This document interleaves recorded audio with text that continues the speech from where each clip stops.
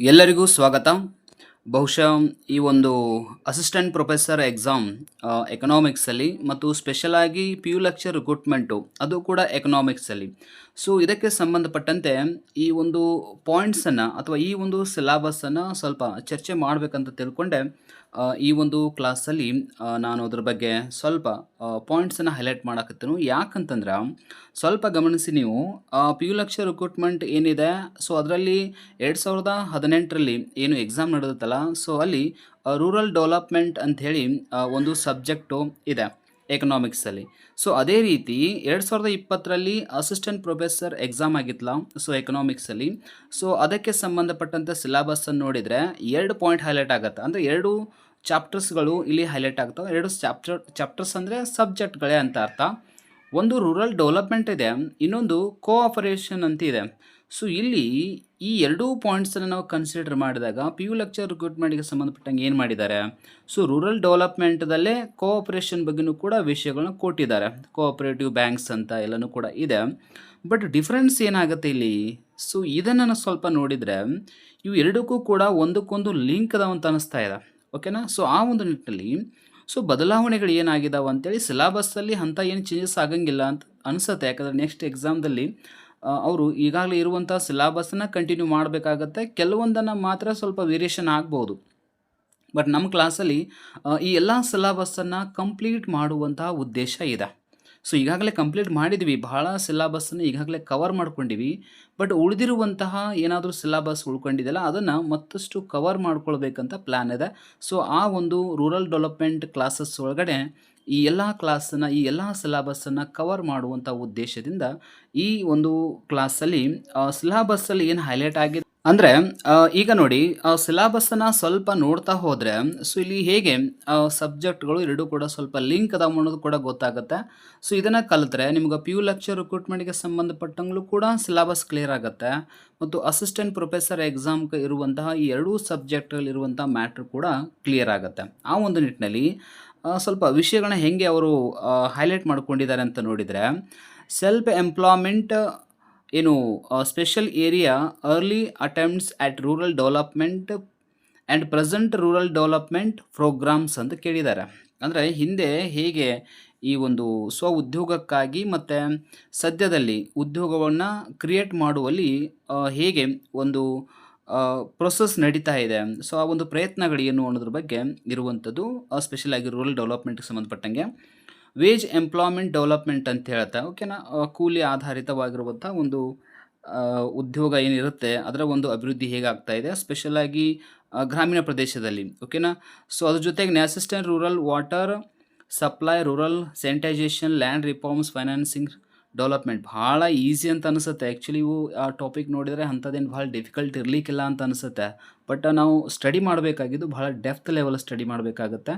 So ಆ ಒಂದು ನಿಟ್ಟಿನಲ್ಲಿ ಇವೆಲ್ಲ ಟಾಪಿಕ್ಸ್ಗಳು ಈಸಿನೇ ಅನಿಸಿದ್ರೂ ಕೂಡ ಅವುಗಳನ್ನು ಮಾಹಿತಿ ಮಾತ್ರ ನಮಗೇನಾಗಿರುತ್ತೆ ನೆನಪಿಟ್ಕೊಳ್ಳಿಕ್ಕೆ, ಅವುಗಳನ್ನ ಕ್ವಶನ್ಗಳನ್ನ ಭಾಳ ಡೆಪ್ತ್ ಲೆವೆಲ್ ಕೇಳಿದಾಗ ಅದಕ್ಕೆ ಆನ್ಸರ್ ಮಾಡೋದು ಡಿಫಿಕಲ್ಟ್ ಆಗುತ್ತೆ. ಸೊ ಇದು ಒಂದು ಗೊತ್ತಿರಲಿ. ಇದ್ರ ಬಗ್ಗೆ ಅಂತೂ ಆಲ್ಮೋಸ್ಟ್ ನಾವು ಡಿಸ್ಕಷನ್ ಮಾಡಿರ್ತೀವಿ, ಹಿಂದಿನ ನಮ್ಮ ಕೆಲವೊಂದು ಕ್ಲಾಸಸ್ಗಳಲ್ಲಿ ಡಿಸ್ಕಷನ್ ಮಾಡಿರ್ತೀವಿ. ಬಟ್ ನೆಕ್ಸ್ಟ್ ಕೂಡ ಏನು ಮಾಡ್ತೇವೆ ಅಂದರೆ ಇವುಗಳ ಬಗ್ಗೆ ಮಾಹಿತಿಯನ್ನು ಡಿಸ್ಕಷನ್ ಮಾಡ್ತೀವಿ ನಾವು. ನೆಕ್ಸ್ಟು ನಬಾರ್ಡ್ ಬಗ್ಗೆ ಅಂತೂ ಆಲ್ಮೋಸ್ಟ್ ನಮಗೆ ಗೊತ್ತಿರಲಿ. ರೀಜ್ನಲ್ ರೂರಲ್ ಬ್ಯಾಂಕ್ಸ್ ಅಂತ ಏನು ಬರ್ತವೆ ಅವು ಆಗಿರಲಿ, ಪ್ರಾದೇಶಿಕ ಗ್ರಾಮೀಣ ಬ್ಯಾಂಕ್ಗಳ ಬಗ್ಗೆ, ಕಮರ್ಷಿಯಲ್ ಬ್ಯಾಂಕ್ಸ್ಗಳ ಬಗ್ಗೆ ಮತ್ತು ಕೋಆಪರೇಟಿವ್ ಬ್ಯಾಂಕ್ಸ್ಗಳ ಬಗ್ಗೆ, ಏಜೆನ್ಸೀಸ್ ಬಗ್ಗೆ, ಓಕೆನಾ, ಫ್ರಮ್ ರೂರಲ್ ಡೆವಲಪ್ಮೆಂಟ್ ಮಾಡಲಿಬೇಕಾದ್ರೆ ಏನೇನು ಅವಶ್ಯಕತೆ ಇದೆ ಅನ್ನೋದ್ರ ಬಗ್ಗೆ ಹೈಲೈಟ್ ಆಗುತ್ತೆ. ಇನ್ನು trainings for the rural people, very important. ಇದು ಗ್ರಾಮೀಣ ಅಭಿವೃದ್ಧಿಯಲ್ಲಿ ಹೈಲೈಟ್ ಆಗುವಂತಹ ವೆರಿ ಇಂಪಾರ್ಟೆಂಟ್ ಪಾಯಿಂಟ. ಯಾಕಂದರೆ ಗ್ರಾಮೀಣ ಅಭಿವೃದ್ಧಿ ಅಂದರೆ ಮತ್ತೇನೂ ಇಲ್ಲ, ಗ್ರಾಮೀಣ ಜನರಿಗೆ ಉದ್ಯೋಗ ಅವಕಾಶಗಳನ್ನು ಸೃಷ್ಟಿ ಮಾಡಿ ಅವರನ್ನು ಉದ್ಯೋಗದಲ್ಲಿ ತೊಡಗುವಂತೆ ಮಾಡಬೇಕು. ಇದರಿಂದ ಅವರಿಗೆ ತರಬೇತಿಯ ಅವಶ್ಯಕತೆ ಇದ್ದೇ ಇರುತ್ತೆ. ಸೊ ಆ ಒಂದು ನಿಟ್ಟಿನಲ್ಲಿ ಇನ್ನು ವೆರಿ ಇಂಪಾರ್ಟೆಂಟ್ ಹೈಲೈಟ್ ಆಗುವಂಥದ್ದು ಪಂಚಾಯತ್ ರಾಜ್ ವ್ಯವಸ್ಥೆ ಬಗ್ಗೆ. ಸೊ ಇದು ಕೂಡ ವೆರಿ ಇಂಪಾರ್ಟೆಂಟ. ಗ್ರಾಮಗಳನ್ನು ಅಭಿವೃದ್ಧಿ ಮಾಡುವಂಥ ನಿಟ್ಟಿನಲ್ಲಿ ಇರುವಂಥ ವೆರಿ ಇಂಪಾರ್ಟೆಂಟ್ ಟಾಪಿಕ್ ಇದು. ಇದಾದಮೇಲೆ ರೂರಲ್ ಡೆವಲಪ್ಮೆಂಟ್ ಇನ್ನು 21st ಸೆಂಚುರಿ ಹೇಗಿದೆ, ಸೊ ಈಗ ಸದ್ಯದಲ್ಲಿ ಹೇಗೆ ಪ್ರೊಸೆಸ್ ಹೇಗಿದೆ. ಇನ್ನೂ ಒಂದು ವಿಚಾರ ನಮ್ಗೆ ಗೊತ್ತಿರಲಿ, ಸ್ಪೆಷಲಾಗಿ ಎಕನಾಮಿಕ್ ಸಬ್ಜೆಕ್ಟ್ ಅಂತ ಬಂತಂದರೆ ರೂರಲ್ ಡೆವಲಪ್ಮೆಂಟ್ ಅನ್ನೋದು ವೆರಿ ಇಂಪಾರ್ಟೆಂಟ್ ಆಗುತ್ತೆ. ಯಾಕಂದ್ರೆ ಆರ್ಥಿಕ ಅಭಿವೃದ್ಧಿ ಸ್ಟಾರ್ಟ್ ಆಗೋದೇ, ಒಂದು ಬೇಸ್ ಇರೋದೇ ಎಲ್ಲಿ ಅಂದ್ರೆ ರೂರಲ್ ಏರಿಯಾಸ್. ಓಕೆನಾ. ಗ್ರಾಮೀಣ ಪ್ರದೇಶಗಳೇ ಮೇನ್ ಕಾರಣ, ಮೇನ್ ಆಧಾರ. ಅಲ್ಲಿಂದನೇ ಅಭಿವೃದ್ಧಿಗಳು ಸ್ಟಾರ್ಟ್ ಆಗ್ತಾವ. ಸೊ ಹಾಗಿದ್ದಾಗ ಗ್ರಾಮಗಳನ್ನು ಅಭಿವೃದ್ಧಿ ಮಾಡೋದು ಸರ್ಕಾರದ್ದಾಗಿರ್ಬೋದು, ನಮ್ಮ ಸಾರ್ವಜನಿಕರು ಅಥವಾ ಬ್ಯಾಂಕುಗಳು ಅಥವಾ ಇನ್ಯಾವುದೇ ಸಂಸ್ಥೆಗಳಾಗಿರ್ಬೋದು, ಮೇನ್ ಇರುವಂಥ ಒಂದು ಜವಾಬ್ದಾರಿಯುತ ಕೆಲಸ ಆಗಿದೆ. ಸೊ ಈ ನಿಟ್ಟಿನಲ್ಲಿ ನೆಕ್ಸ್ಟು ಇದಕ್ಕೆ ರಿಲೇಟೆಡ್ ಹೇಗಿದೆ, ಸೆಕೆಂಡ್ ಚಾಪ್ಟ್ರಲ್ಲಿ ಏನಿದೆ ಅಥವಾ ಸೆಕೆಂಡ್ ಸಬ್ಜೆಕ್ಟಲ್ಲಿ ಏನಿದೆ ಅಂತ ನೋಡಿದರೆ, ಕೋಆಪರೇಟಿವ್ ಒರಿಜಿನ್ ಅಂದರೆ ಎಲ್ಲಿಂದ ಸ್ಟಾರ್ಟ್ ಆಯಿತು, development of cooperative movement, legislation and administration, cooperative banking. Okay, ಇದೆಲ್ಲನೂ ಕೂಡ ಈಗಾಗಲೇ ನಾನು ಕೆಲವೊಂದು ಕ್ಲಾಸಸ್ಗಳಲ್ಲಿ ನಮ್ಮ ಟೆಲಿಗ್ರಾಮ್ ಕ್ಲಾಸಸ್ಗಳಲ್ಲಿ ಇದ್ರ ಬಗ್ಗೆ ಡಿಸ್ಕಷನ್ ಮಾಡಕತ್ತಿದ್ದನು. ಸೊ ಅದ್ರ ಬಗ್ಗೆಯೂ ಕೂಡ ಇನ್ನು ಮುಂದೆ ಕೂಡ ಡೆಪ್ತ್ ಲೆವೆಲಲ್ಲಿ ಡಿಸ್ಕಷನ್ ಆಗತ್ತೆ. ಇದಾದಮೇಲೆ rural cooperative agriculture credit societies. Okay, ಇದಂತೂ ಆಲ್ಮೋಸ್ಟ್ ಇರುತ್ತೆ. ಓಕೆನಾ, ಗ್ರಾಮೀಣ ಪ್ರದೇಶದಲ್ಲಿ ಪ್ರೈಮರಿ ಲೆವೆಲ್ ಅಂದರೆ ಗ್ರಾಮಗಳ ಪ್ರದೇಶದಲ್ಲಿ ಡಿಸ್ಟಿಕ್ ಲೆವೆಲ್ ಇರ್ತವೆ ಮತ್ತು ಸ್ಟೇಟ್ ಲೆವೆಲ್ ಕೂಡ ಇರ್ತವೆ. ಸೊ ಅವುಗಳ ಪಾತ್ರ ಏನು, ಅವುಗಳ ಕಾರ್ಯಗಳೇನು, ಹೇಗೆ ಹಣಕಾಸನ್ನು ಒದಗಿಸ್ತಾವ, ಸೊ ಎಲ್ಲ ಹಲವಾರು ವಿಷಯಗಳ ಬಗ್ಗೆ ಇಲ್ಲಿ ನಾವು ಚರ್ಚೆ ಮಾಡಬೇಕಾಗತ್ತೆ. ನೆಕ್ಸ್ಟು ಕೋಆಪರೇಷನ್ ಬಗ್ಗೆ ಏನಿದೆ, ಕೋಆಪರೇಟಿವ್ ಪ್ರೊಡಕ್ಷನ್ ಕೋಆಪರೇಟಿವ್ ಬಗ್ಗೆ ಇದೆ, ಸಪ್ಲೈ ಬಗ್ಗೆ ಇದೆ, ಮತ್ತು ಅದಾದಮೇಲೆ ಕೋಆಪರೇಟಿವ್ ಮಾರ್ಕೆಟಿಂಗ್ ಕೋಆಪರೇಟಿವ್ ಬಗ್ಗೆ ಇದೆ, ಪ್ರೊಸೆಸಿಂಗ್ ಕೋಆಪರೇಟಿವ್ ಸ್ಟೋರೇಜ್ ಬಗ್ಗೆ ಇದೆ, ನಾನ್ ಅಗ್ರಿಕಲ್ಚರಲ್ ಕೋಆಪರೇಷನ್ ಇದೆ, ಅಲ್ಲಿ ಕನ್ಸ್ಯೂಮರ್ಸ್ ಆಗಿರ್ಬೋದು, ಹೌಸಿಂಗ್ ಆಗಿರ್ಬೋದು, ಅರ್ಬನ್ ಫೈನಾನ್ಸ್ ಆಗಿರ್ಬೋದು. ಓಕೆನಾ, industrial workers, dairy, human resource ಅಂದರೆ ಡೈರಿ ಬಗ್ಗೆ ನಾನು ಈಗಾಗಲೇ ಇದ್ರ ಬಗ್ಗೆ ಕೂಡ ನಮ್ಮ ಕ್ಲಾಸಸ್ಗಳಲ್ಲಿ ಡಿಸ್ಕಷನ್ ಮಾಡಿದ್ದೆ ನಾನು.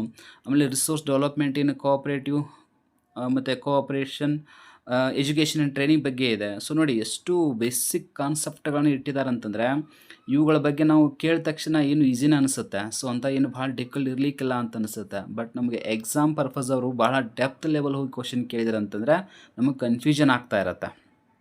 ಅದಕ್ಕೆ ಮತ್ತು ಇದರ ಸೋರ್ಸ್ ಕೂಡ ನಮಗೆ ಅಷ್ಟು ಈಸಿಯಾಗಿ ಸಿಗೋಂಗಿಲ್ಲ. ಓಕೆನಾ, ಸೋರ್ಸ್ ಕೂಡ ಏನಾಗುತ್ತೆ, ಇನ್ಫಾರ್ಮೇಷನು ನಾವು ಹೆಂಗೆ ಓದ್ತೀವಿ ಅಂದರೆ ಈಗಾಗಲೇ ಯಾರೋ ಬರೆದಿಟ್ಟಿರುವಂಥ ಬುಕ್ಸ್ಗಳನ್ನು ತೆಗೆದುಕೊಂಡು ಸ್ಟಡಿ ಮಾಡ್ತಾ ಇರ್ತೀವಿ. ಓಕೆ, ಬಟ್ ಇವರು ಹೇಗೆ ಕ್ವಶನ್ ಕೇಳ್ತಾರಂದರೆ ಸ್ವಲ್ಪ ಟ್ರೆಂಡ್ ಅಂದರೆ ಈ ಸದ್ಯಕ್ಕೆ ಪ್ರೆಸೆಂಟ್ ಸಿಚುವೇಶನ್ ಹೆಂಗಿದೆ ಇಲ್ಲಿ ನೋಡಿ, 21st ಸೆಂಚುರಿಯಲ್ಲಿ ರೂರಲ್ ಡೆವಲಪ್ಮೆಂಟ್ ಸಿಚುವೇಶನ್ ಹೆಂಗಿದೆ ಅಂತ ಬಂದಾಗ ಭಾಳ ಡೆಪ್ತ್ ಲೆವೆಲ್ ಹೋಗ್ಬೋದು ಕ್ವಶನ್ಸನ್ನು, ಯಾವ ಲೆವೆಲ್ ಬೇಕಾದ್ರೆ ಕ್ವಶನ್ ತೆಗಿಬೋದು. ಸೊ ಆದರೆ ನಮಗೊಂದು ಬೇಸ್ ಅರ್ಥ ಆಗಬೇಕು. ಸೊ ರೂರಲ್ ಡೆವಲಪ್ಮೆಂಟ್ ಅಂದರೆ ಏನು, ಅದಕ್ಕೆ ರಿಲೇಟೆಡ್ ಏನು ಇನ್ಫಾರ್ಮೇಷನ್ ಇದೆ, ಇದಷ್ಟೇ ಅಂತ ಏನಿಲ್ಲ, ಇದಕ್ಕಿಂತ ಇನ್ನೂ ಭಾಳ ಮಾಹಿತಿ ಇದೆ. ಬಟ್ ಇಲ್ಲಿ ಕೊಟ್ಟಿರುವಂಥದ್ದು ಪ್ರತಿಯೊಂದು ಟಾಪಿಕ್ ಕೂಡ ಭಾಳ ವೈಡ್ ಇರುವಂಥ ಟಾಪಿಕ್ಗಳಾಗಿದ್ದಾವೆ. ಈ ನಬಾರ್ಡ್ ಆಗಿರ್ಬೋದು, ಆಗಲೇ ಹೇಳಿದ್ನಲ್ಲ ಇಲ್ಲಿ ಏನು ಕಮರ್ಷಿಯಲ್ ಬ್ಯಾಂಕ್ಸ್ಗಳ ಬಗ್ಗೆ ಹೇಳಿದೆ ನಾನು ಆ್ಯಕ್ಚುಲಿ. ಓಕೆನಾ, ಕಮರ್ಷಿಯಲ್ ಬ್ಯಾಂಕ್ ಆಗಿರ್ಬೋದು, ಕೋಆಪ್ರೇಟಿವ್ ಬ್ಯಾಂಕ್ಸ್ ಆಗಿರ್ಬೋದು.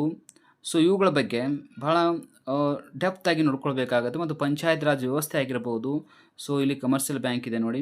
ಸೊ ಇವೆಲ್ಲವೂ ಕೂಡ ಭಾಳ ಇಂಪಾರ್ಟೆಂಟ್ ಇರೋದರಿಂದ ಸೊ ಆದಷ್ಟು ನೀವು ಸ್ಟಡಿ ಮಾಡುವಂತಹ ಮೆಥಡನ್ನು ಇನ್ನಷ್ಟು ಯಾರು ಈಗ ತಾನೇ ಸ್ಟಾರ್ಟ್ ಮಾಡಿರ್ತಾರಲ್ಲ ಅವರಿಗೆ ಸ್ವಲ್ಪ ಡಿಫಿಕಲ್ಟ್ ಅಂತ ಅನಿಸುತ್ತೆ. ಸ್ವಲ್ಪ ನೀವು ಜಾಸ್ತಿ ಟೈಮ್ ತೆಗೆದುಕೊಂಡು ಒಂದು ಒಳ್ಳೆ ಸಿಸ್ಟಮೆಟಿಕ್ ಸ್ಟಡಿ ಮಾಡಿದರೆ ಬೆಟ್ರ್ ಇದೆ.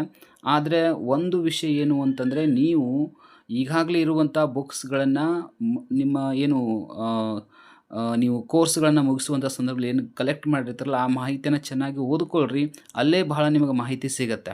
ಇದಾದಮೇಲೆ ನಮಗೆ ಇನ್ಮೇಲೆ ಅವರು ಕ್ವಶನ್ ಕೇಳೋದು ಹೇಗಿದೆ ಅಂದರೆ, ಇದ್ರ ಮೇಲೆ ಅಷ್ಟು ನನಗನ್ಸಿದ ಮಾಡಿಗೆ ಅಷ್ಟು ಬಹಳ ಫೋಕಸ್ ಮಾಡೋಕ್ಕಿಂತ ಹೆಚ್ಚಾಗಿ ನಮ್ಮ ಮೈಂಡನ್ನು, ನಮ್ಮ ಕೆಪ್ಯಾಸಿಟಿಯನ್ನು ಚೆಕ್ ಮಾಡುವಂಥ ಕ್ವಶನ್ಸ್ಗಳೇ ಇರ್ತಾವೆ.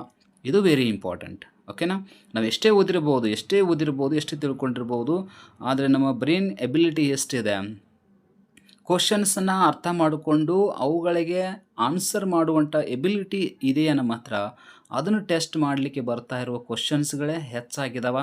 ಸೊ ಮುಂದೂ ಕೂಡ ಎಕ್ಸಾಮ್ಸ್ಗಳಲ್ಲಿ ಅದೇ ರೀತಿ ಕ್ವಶನ್ಸ್ ಕೇಳ್ತಾರೆ. ಹಾಗಾಗಿ ಈ ಸಿಲೆಬಸ್ ಎಷ್ಟೇ ಈಸಿ ಅನಿಸಿದ್ರು ಕೂಡ, ನೋಡಿದ ತಕ್ಷಣ ಈಸಿ ಅನಿಸಿರ್ಬೋದು, ಬಟ್ ಇದನ್ನು ಡೆಪ್ತ್ ಲೆವೆಲ್ ಹೋಗಿ ನಾವು ಸ್ಟಡಿ ಮಾಡಲಿಕ್ಕೆ ಸ್ಟಾರ್ಟ್ ಮಾಡಿವಂದರೆ ಅದರ ರಿಯಾಲಿಟಿ ನಮಗೆ ಗೊತ್ತಾಗುತ್ತೆ. ಸೊ ಹಾಗಾಗಿ ಎಲ್ಲರೂ ಕೂಡ ನೀವು ಮತ್ತಷ್ಟು ಸ್ಟಡಿ ಮಾಡಿರಿ ಚೆನ್ನಾಗಿ. ಮತ್ತು ನಾವು ಕೂಡ ಟೆಲಿಗ್ರಾಮಲ್ಲಿ ಮತ್ತು ಯೂಟ್ಯೂಬಲ್ಲಿ ಕೂಡ ಕ್ಲಾಸಸ್ಸನ್ನು ಅಪ್ಲೋಡ್ ಮಾಡ್ತಾ ಇರ್ತೀವಿ. ಮತ್ತು ಪೇಯ್ಡ್ ಕ್ಲಾಸಸ್ಸು ಇರೋದರಿಂದ ನಿಮಗೆ ಇಂಟ್ರೆಸ್ಟ್ ಇದ್ದರೆ ನೀವು ಅಲ್ಲಿ ಕೂಡ ಜಾಯ್ನ್ ಆಗ್ಬೋದು. ಸೊ ಹಾಗಾಗಿ ಒಳ್ಳೆ ಟೈಮ್ ಇದೆ. ಸೊ ಕಾಲ್ ಫಾರ್ಮ್ ಆಗಲಿ, ಅದು ಕಾಲ್ ಫಾರ್ಮ್ ಆಗೇ ಆಗುತ್ತೆ, ಎಲ್ಲಿ ಹೋಗೋದಿಲ್ಲ. ಯಾಕಂದರೆ ಅದು ಏನೋ ಒಂದು ಅದು ಎಕನಾಮಿಕಲಿ ಪ್ರಾಬ್ಲಮ್ ಆಗಿದೆ. ಸೊ ಈಗಾಗಲೇ ನಮ್ಗೆ ಗೊತ್ತಿದೆ ಸ್ಟೇಟ್ ಲೆವೆಲಲ್ಲಿ. ಸೊ ಅದು ಏನೋ ಒಂದು ರೀಸನ್ ಇದೆ, ಅದಕ್ಕೆಲ್ಲ ಭಾಳ ಪೊಲಿಟಿಕಲ್ ಒಂದು ಕಾರಣಗಳಿದಾವೆ. ಸೊ ಅವೆಲ್ಲ ನಮಗೆ ಗೊತ್ತಿರುವಂಥದ್ದು. ಸೊ ಆ ನಿಟ್ಟಿನಲ್ಲಿ ಕಾಲ್ ಫಾರ್ಮ್ ಅಂತೂ ಆಗೇ ಆಗ್ತಾವ. ಅದು ಅಸಿಸ್ಟೆಂಟ್ ಪ್ರೊಫೆಸರ್ ಆಗಿರಲಿ, ಪಿ ಯು ಲೆಕ್ಚರ್ ರಿಕ್ರೂಟ್ಮೆಂಟ್ ಆಗಿರಲಿ, GPS ಸ್ಟಾರ್ ಆಗಿರಲಿ, ಸೊ ಯಾವುದು ಕೂಡ ಆಲ್ಮೋಸ್ಟ್ ಟೀಚಿಂಗ್ ಫೀಲ್ಡಲ್ಲಿ ಆಲ್ಮೋಸ್ಟ್ ಎಲ್ಲನೂ ಕೂಡ ಕಾಲ್ ಫಾರ್ಮ ಆಗೇ ಆಗ್ತಾವ. ಬಟ್ ಅಲ್ಲಿವರೆಗೂ ಕೂಡ ನಾವು ಸ್ಟಡಿಯನ್ನು ಕಂಟಿನ್ಯೂ ಇಡಬೇಕು. ಅದು ವೆರಿ ಇಂಪಾರ್ಟೆಂಟ್ ಇದೆ. ಅದು ಕಾಲ್ ಫಾರ್ಮ್ ಆದಮೇಲೆ ಓದ್ತೀವಿ ಅನ್ನೋದು ಬೇಡ. ಓದ್ರಿ, ನಿಮ್ದೇನಾದರೂ ವರ್ಕ್ ಇದ್ದರೆ ಮಾಡ್ಕೊಳ್ಳಿ, ಏನು ತೊಂದರೆ ಇಲ್ಲ. ನಿಮ್ಮ ವರ್ಕ್ಗಳನ್ನ ಮಾಡ್ತಾ ಏನು ಮಾಡಿ, ನಿಮ್ಮ ಕೆಲಸಗಳ ಜೊತೆಗೇ ಓದ್ತಾ ಇರಿ. ಕಾಲ್ ಫಾರ್ಮ್ ಆಯಿತು ಅಂದರೆ ಅದ್ರ ಜೊತೆಗೆ ಮತ್ತಷ್ಟು ಸ್ಪೀಡಾಗಿ, ಮತ್ತಷ್ಟು ಚೆನ್ನಾಗಿ, ಇನ್ನಷ್ಟು ಎಫೆಕ್ಟಿವ್ ಆಗಿ ವರ್ಕ್ ಮಾಡಲಿಕ್ಕೆ ಸ್ಟಾರ್ಟ್ ಮಾಡೋದು ಅಷ್ಟೇ. ಸೊ ಹಾಗಾಗಿ ಎಲ್ಲವನ್ನೂ ಕೂಡ ಕಂಟಿನ್ಯೂ ಆಗಿ ಚೆನ್ನಾಗಿ ಓದ್ರಿ. ಸೊ ಈ ಸಿಲೆಬಸ್ಸನ್ನು ನಾವು ಕವರ್ ಮಾಡ್ತಾ ಇದ್ದೀವಿ. ಇದ್ರ ಬಗ್ಗೆ ಮಾಹಿತಿಯನ್ನು ನಿಮಗೆ ಕೊಡ್ತೀವಿ. ಕಂಪ್ಲೀಟ್ ಕ್ಲಾಸಸ್ಸನ್ನು ಇದ್ರ ಮೇಲೆ ಮಾಡ್ತಾ ಇದ್ವಿ.